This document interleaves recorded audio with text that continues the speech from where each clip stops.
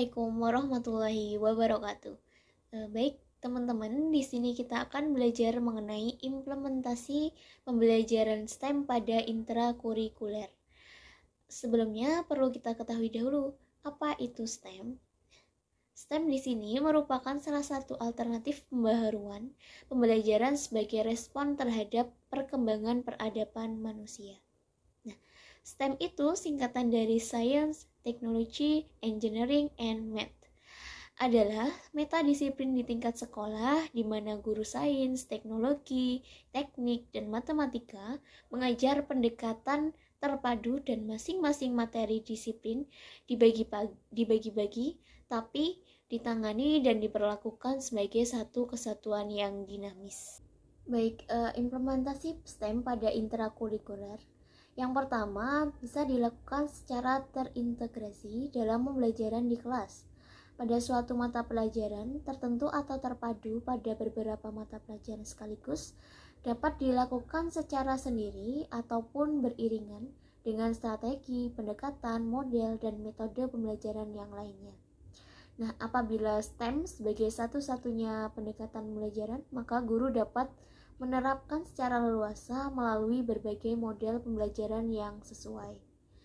Kemudian, apabila STEM itu diterapkan secara simultan dengan strategi, pendekatan, model, dan atau metode pembelajaran yang lainnya, maka guru perlu melakukan pengaturan atau pengelolaan aktivitas kelas oleh guru secara berhati-hati dan cermat, sehingga fungsional untuk mendukung pencapaian kompetensi belajar.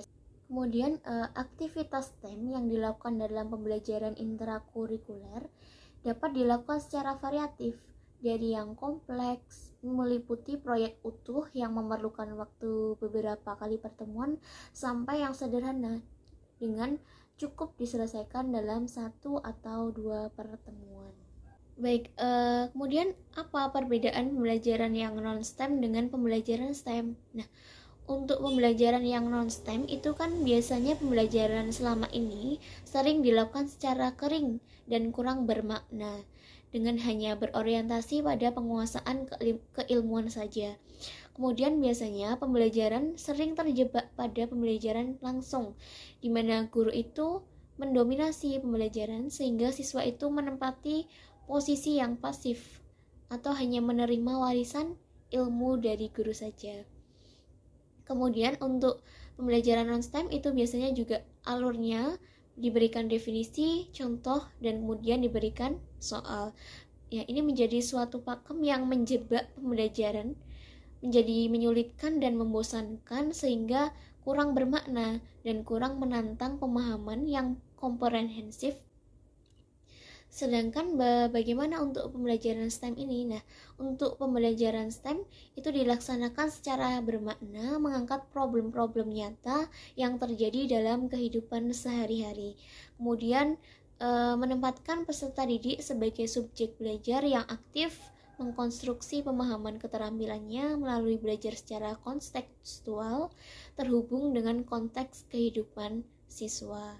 Dan untuk pembelajaran STEM nanti akan diawali dengan menghadapkan siswa pada masalah sehari-hari, kemudian siswa difasilitasi merumuskan strategi penyelesaiannya, kemudian mengeksekusi strategi terpilih, kemudian memanfaatkan secara terintegrasi sains, teknologi, engineering, dan matematika, sehingga siswa itu memperoleh pengalaman yang lebih bermakna. Baik, selanjutnya pada pembelajaran STEM ini memang guru harus lebih terbuka terhadap kebutuhan dan potensi peserta didik, di mana dengan ini bisa memfasilitasi praktek pembelajaran yang kaya dan bermakna, sehingga pemilihan model pembelajaran itu merupakan langkah yang esensial. Nah, model pembelajaran ya untuk mengimplementasikan STEM pada intrakurikuler itu bisa menggunakan problem based learning, kemudian ada inquiry learning, dan kemudian juga ada STEM project based learning, teaching factory, project based learning, dan juga ada model discovery learning. Nah, itu tadi beberapa model pembelajaran yang bisa digunakan untuk mengimplementasikan STEM pada intrakurikuler.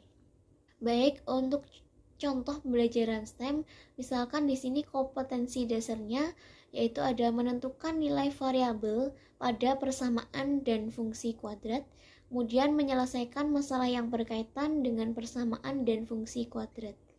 Nah, pembelajaran dengan STEM di sini menghadirkan matematika sebagai mata pelajaran yang bermakna, dikaitkan dengan disiplin keilmuan lainnya, sehingga tidak sekedar belajar rumus dan soal saja, tetapi matematika sebagai bagian mata pelajaran yang kaya makna. Nah, pembelajaran dengan STEM di sini mendorong kelas sebagai ruang penyemaian matematika terintegrasi dengan sains, teknologi, dan engineering. Nah, sehingga apa? Sehingga hadir aktivitas belajar yang menantang dan memotivasi peserta didik belajar secara kolaboratif bersama peserta didik yang lainnya. Nah, misalkan untuk mendukung siswa itu menguasai kompetensi terkait persamaan dan fungsi kuadrat, maka siswa di sini bisa difasilitasi dengan tugas proyek menyelesaikan masalah yang berkaitan dengan krisis energi melalui pembuatan purwarupa kompor parabola. Nah, melalui tugas proyek ini, jadi kan kita bisa mengamati komponen STEM-nya. Yang pertama dari matematikanya itu adalah menyelesaikan masalah yang melibatkan bentuk parabola, yaitu Y sama dengan AX kuadrat. Kemudian pada sainsnya itu bisa digunakan hukum Snellius pada pemantulan cahayanya. Dari sisi teknologinya, peserta didik bisa menggunakan internet untuk pencarian informasi, kemudian bisa menggunakan komputer sebagai atau untuk menggambar grafik ataupun penyusunan laporannya, kemudian bisa juga sebagai piranti yang lainnya juga. Kemudian dari sisi engineeringnya itu digunakan untuk mendesain kompor parabolanya, kemudian membuat kompor parabola, uji coba kompor parabola, dan juga sebagai evaluasi kompor parabolanya. Nah, melalui proyek tersebut, pembelajaran matematika dapat dikaitkan dengan sains, teknologi, dan juga engineering, sehingga pembelajaran matematika lebih bermakna dan juga menarik untuk siswa, begitu. Baik, untuk bentuk tugas proyeknya jadi nanti seperti ini. Jadi siswa itu pertama-tama dihadapkan pada masalah sehari-hari. Kemudian siswa difasilitasi merumuskan strategi penyelesaiannya bagaimana, kemudian mengeksekusi strategi terpilih, dan memanfaatkan secara terintegrasi antara sains, teknologi, engineering, dan matematikanya, sehingga siswa itu memperoleh pengalaman yang lebih bermakna. Oke, selanjutnya teman-teman untuk skenario pembelajaran STEM di kelas, misalkan seperti ini ya. Jadi misalkan pada suatu pembelajaran matematika, guru sedang mengajarkan kompetensi terkait fungsi kuadrat dan implementasinya dalam pemecahan masalah. Nah, yang dilakukan dalam 6 kali pertemuan, untuk satu kali pertemuannya 45 menit misalkan. Nah, jadi guru dapat memanfaatkan pertemuan pertama dan pertemuan kedua itu untuk meletakkan dasar-dasar keilmuan terkait fungsi kuadrat terlebih dahulu. Kemudian nanti pada pertemuan ketiganya, guru dapat memberikan suatu proyek, misalkan pembuatan kompor parabola sebagai penerapan materi fungsi kuadrat yang telah dipelajari sebelumnya. Nah, pada pertemuan ini nanti guru memberikan masalah atau proyek, kemudian siswa difasilitasi untuk merancang solusinya, yaitu mendesain pembuatan produk, penyusunan jadwal, dan lain sebagainya, seperti itu. Kemudian nanti di awal pertemuan keempatnya, siswa presentasi desain, kemudian siswa lain dan guru memberikan masukan dan saran, dan yang selanjutnya siswa nanti ditugaskan untuk melanjutkan proses berikutnya di rumah untuk pembuatan produk.